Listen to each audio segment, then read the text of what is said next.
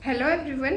तो आज का हमारा जो डिस्कशन का टॉपिक है वो है कि फाइनेंस मिनिस्ट्री जो है अपनी, उसके अंदर कौन कौन से अपने इम्पॉर्टेंट डिपार्टमेंट्स आते हैं उनके बारे में देखना है, क्योंकि बहुत सारे PYQ प्रीवियस ईयर क्वेश्चंस आए हुए हैं इन सारी चीज़ों पे। तो अपने देखते हैं वन बाय वन कौन कौन से डिपार्टमेंट है फाइनेंस मिनिस्ट्री के जो अंडर आते हैं और उनका क्या क्या काम है या उनका क्या क्या फंक्शन है। तो सबसे पहले फाइनेंस मिनिस्ट्री के अंदर है डिपार्टमेंट ऑफ इकोनॉमिक अफेयर्स। बात से ही समझ आ रहा है, इकोनॉमिक अफेयर्स मतलब फाइनेंस से रिलेटेड, इकोनॉमी से रिलेटेड बात कर रहा होगा। क्या चाहिए इकोनॉमी में अपनों को? फिस्कल पॉलिसी बनानी है। जो गवर्नमेंट फिस्कल पॉलिसी बनाती है, बजट वगैरह जो भी देना है, कैसे मैनेज करना है चीज़ों को, उनके लिए जो फिस्कल पॉलिसी बनाती है, या फिर जो भी यूनियन का बजट प्रिपेयर होता है, या फिर बजट स्टेट्स का प्रिपेयर होता है जिनमें प्रेसिडेंट्स रूल लगा हुआ है, तो ये सारे फंक्शन कौन करता है? या फिर यूटीज़ के लिए जो बजट है ये सारा प्रिपेयर करने का काम आपका करता है डिपार्टमेंट ऑफ इकोनॉमिक अफेयर्स, उसके अंडर आता है। अब इस डिपार्टमेंट के बहुत सारे अटैच्ड ऑर्गेनाइजेशन है, अलग अलग संगठन है जो इससे जुड़े हुए हैं, उनके बारे में भी आपको पता हो। तो इसमें सबसे पहले आपका आता है चीफ इकोनॉमिक एडवाइज़र। क्या होता है? देखो, चीफ इकोनॉमिक एडवाइज़र ना तो कोई कॉन्स्टिट्यूशनल बॉडी है, ना ही कोई स्टैट्यूटरी बॉडी है। ये आपको बहुत ही अच्छे से याद रखना है। एग्जीक्यूटिव बॉडी है, गवर्नमेंट के ऑर्डर से ये बना है। स्टैट्यूटरी कॉन्स्टिट्यूशन कुछ नहीं है। नाम से आपको लग सकता है कि भाई स्टैट्यूटरी होगा या कॉन्स्टिट्यूशनल, तो होगा ही, इम्पॉर्टेंट है, लेकिन स्टैट्यूटरी कॉन्स्टिट्यूशनल कुछ भी नहीं है, सांविधिक भी नहीं है और संविधान में भी मैंशनड नहीं है। यानी कि ये एग्जीक्यूटिव गवर्नमेंट के ऑर्डर से बना हुआ है। टाइम कितना होता है? टेन्योर होता है, 3 साल के लिए बनता है चीफ इकोनॉमिक एडवाइज़र। रीअपॉइंटमेंट याद रखना है, किया जा सकता है। अभी हाल ही में कौन है चीफ इकोनॉमिक एडवाइज़र? अनंत नागेश्वर है, आपको नाम पता होना चाहिए। फिर कौन सा आता है डिपार्टमेंट ऑफ इकोनॉमिक अफेयर्स के साथ में? एक और आपका बॉडी है अलग से, जिसको क्या बोलते हैं? Financial stability and development council है आपकी। डिपार्टमेंट ऑफ इकोनॉमिक अफेयर्स के अंदर ही आती है ये फाइनेंशियल स्टेबिलिटी। और UPSC में क्वेश्चन इस पे पूछा हुआ है पहले, तो देख लेना। ये भी ना ही कोई स्टैट्यूटरी बॉडी है, ना ही कोई कॉन्स्टिट्यूशनल है, एग्जीक्यूटिव बॉडी है। और चेयरमैन इसका कौन होता है ये भी आपको याद रखना है। जो फाइनेंस मिनिस्टर है, वित्त मंत्री है, वो कौन होगा? इसका चेयरमैन होगा। और अगर आपको इस पर डेडिकेटेड वीडियो देखनी है तो वीडियो बनाई हुई है। फाइनेंशियल स्टेबिलिटी और डेवलपमेंट काउंसिल क्या काम करती है, वो सारी चीज़ों के लिए वीडियो को विजिट कर सकते हैं। उसके बाद में और कोई गवर्नमेंट कंपनी हो गई, सरकारी कंपनी हो गई, जैसे सिक्योरिटी प्रिंटिंग और मिंटिंग कॉरपोरेशन ऑफ इंडिया हो गई। ऐसी जो कंपनियां हैं वो भी किसके अंदर आती है? आपकी डिपार्टमेंट ऑफ इकोनॉमिक अफेयर्स के अंदर ही आती है। किसके अंदर? Ministry of finance, department of economic affairs. Infrastructure finance secretariat है आपका, वो भी किसके अंडर आता है? Department of economic affairs, ministry of finance. तो आपको डिपार्टमेंट भी याद रखना है, मिनिस्ट्री तो चलो याद रह जाएगी, फाइनेंस डिपार्टमेंट याद रखना है कि उसके अंडर ये सारे फंक्शंस होते हैं आपके। फिर डिपार्टमेंट ऑफ एक्सपेंडिचर है आपका, खर्च करेगा, मतलब ये खर्चे से रिलेटेड डिपार्टमेंट है एक्सपेंडिचर। अब जो फाइनेंस कमीशन है आपका, क्या है फाइनेंस कमीशन? कॉन्स्टिट्यूशनल बॉडी है, इतना बेसिक आपको आइडिया होना चाहिए इसका तो। और उसके बाद में आर्टिकल 280 के अंदर आपका मेंशन है फाइनेंस कमीशन क्या होता है।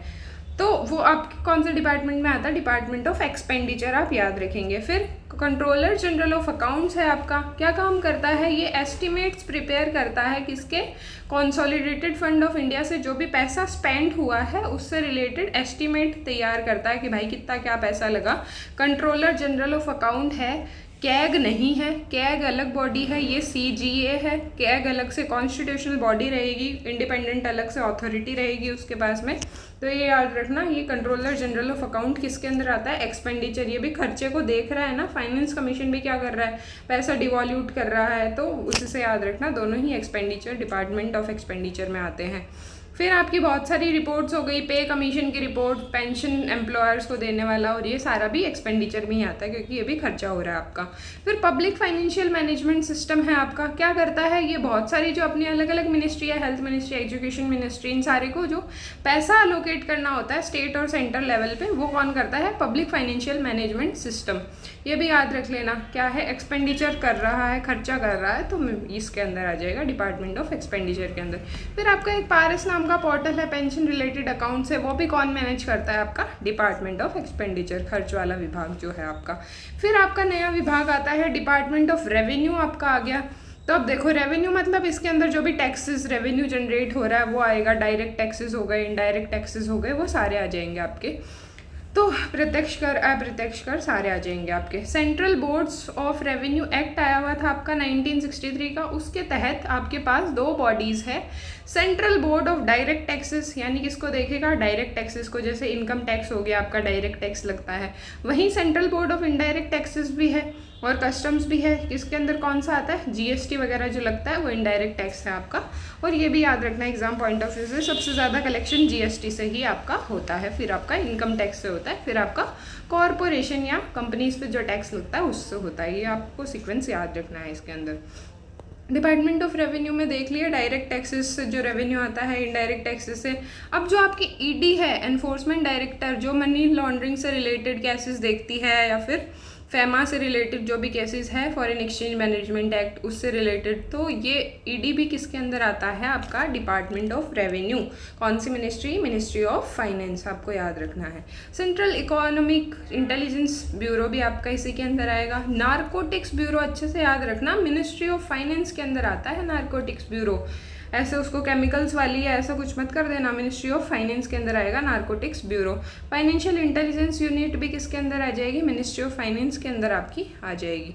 वहीं ओपीएम से रिलेटेड या एल्कलॉइड फैक्ट्रीज है या फिर ओपीएम से रिलेटेड और कोई भी मैटर है, वो भी सारे किसके अंदर आ जाएंगे? आपके ministry of finance, department of revenue में आएंगे। जीएसटीएन है आपका पोर्टल होता है जो GSTN goods and service tax network का, वो भी किसके अंदर आता है? डिपार्टमेंट ऑफ रेवेन्यू में ही आ जाएगा आपका। फिर अपना नेक्स्ट डिपार्टमेंट आता है department of financial services. Financial services allocate करने के लिए अब इसके अंदर एक बोर्ड बना हुआ है जिसको पहले बैंक बोर्ड ब्यूरो बोलते थे, अब क्या बोलते हैं? Financial service institution bureau. इसका काम सारी अलग से डेडिकेटेड वीडियो बनी हुई है, 2-3 मिनट की वीडियो होगी, आप वो जाके विजिट करके उसमें इसका फंक्शन देख सकते हैं। इंपॉर्टेंट है, पीवाईक्यू आया हुआ है। और ये कॉन्स्टिट्यूशनल और स्टैट्यूटरी बॉडी दोनों ही नहीं है, ये आपको अच्छे से याद रखना है। कॉन्स्टिट्यूशनल ना ही स्टैट्यूटरी, एग्जीक्यूटिव बॉडी है। ये सारे नाम से देखते हैं तो ऐसे लगता है कि भाई कॉन्स्टिट्यूशनल तो नहीं है, चलो याद रह जाती है कॉन्स्टिट्यूशनल, स्टैट्यूटरी होगी या एक्ट तो होगा कोई इनका, पर नहीं है, याद रखना एक्ट से नहीं बनी हुई है ये। पावर मिलना अलग होती है एक्ट से, और एक्ट से बनना एक अलग चीज़ हो जाती है आपकी। फिर गवर्नमेंट कंपनी जो आपकी है, जैसे कि नेशनल क्रेडिट गारंटी ट्रस्ट ही कंपनी है आपकी, जो NCGTC है आपकी, क्या करती है? ये जो भी लोन्स मिलते हैं ना, मुद्रा लोन हो गए, स्टैंड अप इंडिया लोन हो गए, जितने भी MSMEs वगैरह को सबको लोन मिलते हैं ना, उनकी गारंटी दिलवाती कौन है? अब गारंटियर तो चाहिए, उनको पैसा तो दे देंगे, पर अश्योरेंस क्या है कि पैसा वापस आएगा कि? तो गवर्नमेंट की कुछ कंपनीज होती है जैसे NCGTC है, वो क्या करती है? गारंटी लेती है कि भाई नहीं, इस बंदे ने पैसा नहीं दिया तो मैं आपका पैसा पूरा करूँगा, तो उस पर उनको पैसा मिल जाता है। तो वो भी डिपार्टमेंट ऑफ फाइनेंशियल सर्विसेज के अंडर आता है। कौन सी मिनिस्ट्री है? Ministry of finance. उसके बाद में आपका ई बिक्रे पोर्टल है, ये इसके अंदर आ जाता है, ये भी फाइनेंशियल सर्विसेज के अंदर, थोड़ा बहुत याद रख लेना। फिर डिपार्टमेंट ऑफ पब्लिक एंटरप्राइजेस है।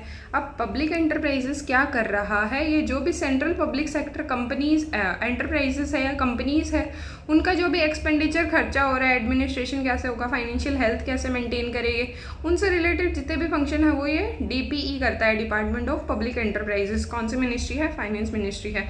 अब ये DPE का इंपॉर्टेंट फंक्शन है बहुत ही ज़्यादा, कि क्या काम करता है? ये मिनी रत्न, महारत्न, ये जो भी स्टेटस मिलते हैं ना कंपनीज को, उनके पोजीशन के आधार पे या कैपिटल जो भी उनका आधार रहता है कि इतने साल पुरानी है तो ये स्टेटस दे दिया, तो उनको ज़्यादा फायदा होता है कंपनीज को उसके बाद में। तो रत्न स्टेटस देने का जो काम होता है CPSE को, सेंट्रल पब्लिक सेक्टर एंटरप्राइजेस को, वो भी कौन देता है? आपका पब्लिक एंटरप्राइजेस डिपार्टमेंट आपका देता है। उसके बाद में एक और आपका नेशनल लैंड मोनेटाइजेशन कॉरपोरेशन है आपका।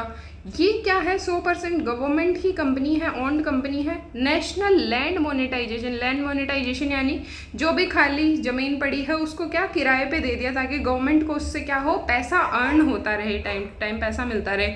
अब आप कमेंट सेक्शन में ये बताओगे कि गवर्नमेंट को जो इससे जो इनकम होगी, ये लैंड देने से लीज पे जो इनकम होगी, वो आपकी कौन सी रिसिप्ट्स में आएगी? कैपिटल रिसिप्ट्स में आएगी या रेवेन्यू रिसिप्ट्स में आएगी? ये कमेंट सेक्शन में आप बता सकते हो। एग्जाम पॉइंट ऑफ व्यू से भी ऐसी चीज़ें इंपॉर्टेंट होती है आपकी कंसेप्चुअल। उसके बाद आपका आता है एक लास्ट डिपार्टमेंट, दीपम बोलते हैं इसको वैसे तो, department of investment and public asset management. Public asset management मतलब जो भी पब्लिक के एसेट है, गवर्नमेंट के एसेट है, यानी कि सेंट्रल पब्लिक सेक्टर एंटरप्राइजेस हो गई, मतलब गवर्नमेंट की जो सेंट्रल गवर्नमेंट की कंपनीज हो गई, उनका अगर डिसइन्वेस्टमेंट करना है, यानी गवर्नमेंट की शेयर होल्डिंग कुछ % तक कम कर देनी है, कुछ प्रतिशत तक कम कर देनी है, या फिर प्राइवेटाइजेशन ही कर दिया कम्प्लीटली। प्राइवेटाइजेशन मतलब गवर्नमेंट की शेयर होल्डिंग 51% से कम हो गई, मतलब अब गवर्नमेंट के पास पावर नहीं है डिसीजन मेकिंग की, ये सारे काम करना होता है। वो कौन करेगा? आपका department of investment and public asset management, DIPAM लिखा हुआ है तो वो यही होगा। तो ये भी कौन से मिनिस्ट्री में आता है? Ministry of finance. तो इतने आपको डिपार्टमेंट बहुत ही अच्छे से याद रखने हैं, आपको सारे ही इंपॉर्टेंट है, एक भी ऐसा नहीं है कि छोड़ के चल सकते हैं आपने। तो अगर डिपार्टमेंट अच्छे से क्लियर हो गए हों और वीडियो अच्छी लगी हो तो वीडियो को लाइक कर सकते हैं, सब्सक्राइब कर सकते हैं चैनल को, बेल आइकन को हिट कर सकते हैं, कमेंट सेक्शन में आप अपना फीडबैक दे सकते हैं। Thank you so much for watching my video. Thank you.